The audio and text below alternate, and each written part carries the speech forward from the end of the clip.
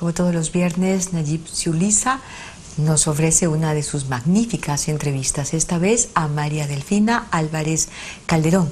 Ella se propuso ir a la universidad, pero solo pudo concretarlo siendo ya abuela, con más de 60 años.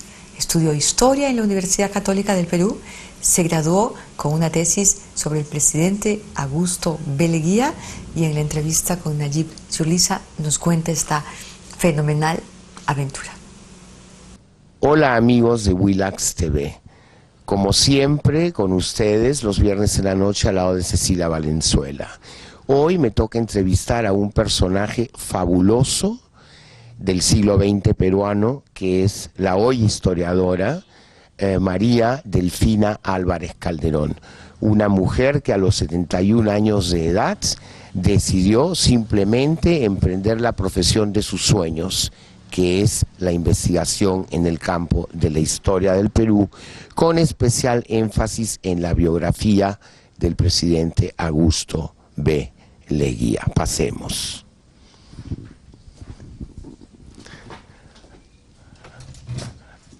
María Delfina, qué gusto estar acá en tu casa contigo. ¿Cómo te ha ido? ¿Cómo estás? ¿Cómo te va?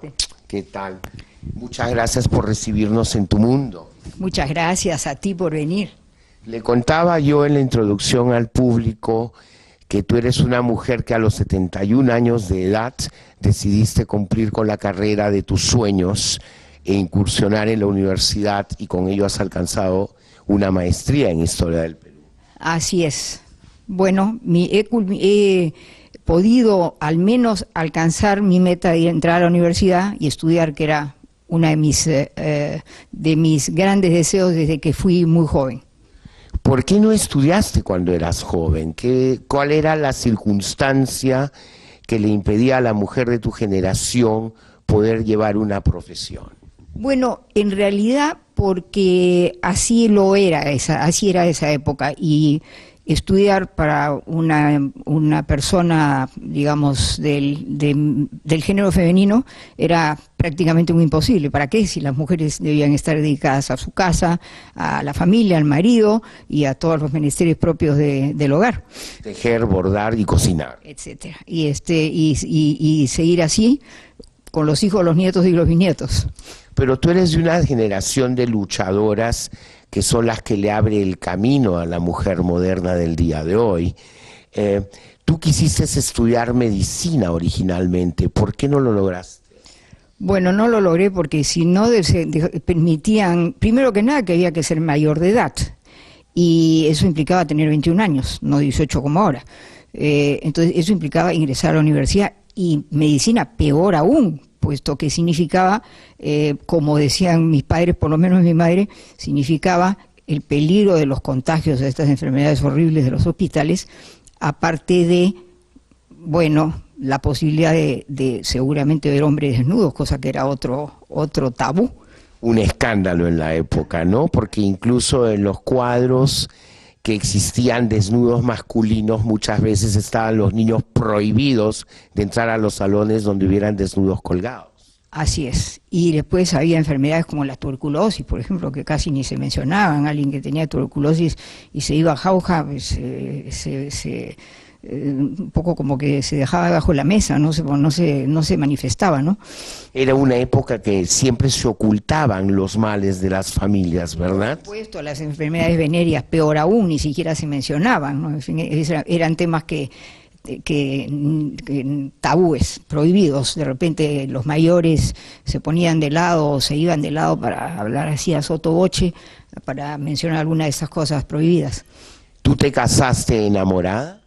Bueno, supongo que sí, aunque el tiempo demostró que éramos bastante diferentes, pero teníamos alguna cosa de combinación de intereses intelectuales comunes, aunque las matemáticas nos diferenciaron, porque a mí me gustaban las letras y a él le gustaban las matemáticas, él era matemático.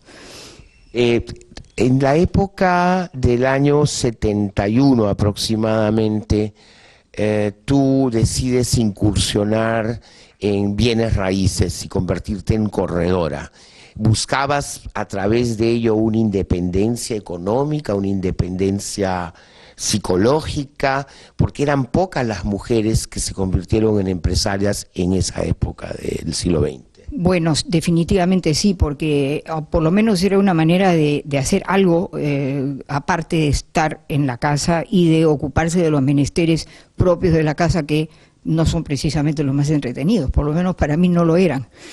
Y esta era una fórmula para obtener una determinada independencia y además emprender una tarea que también era para mí era una suerte de reto, porque yo no sabía nada de eso, y se presentó la primera vez alguien que me pidió una casa de determinadas condiciones y yo tenía que empezar a buscar y no sabía cómo. Pues empecé a buscar y a investigar quién tiene, quién vende en el sitio que me piden, y lo logré, cosa que me dejó bastante satisfecha, y continué y lo he seguido a lo largo del tiempo que he estado en la universidad también, y aún hoy día lo sigo haciendo. Un tema muy importante sobre ti es cuando tú ingresas a la universidad para estudiar historia. Tú entras en la facultad de mayores. Cuéntanos un poco sobre esto.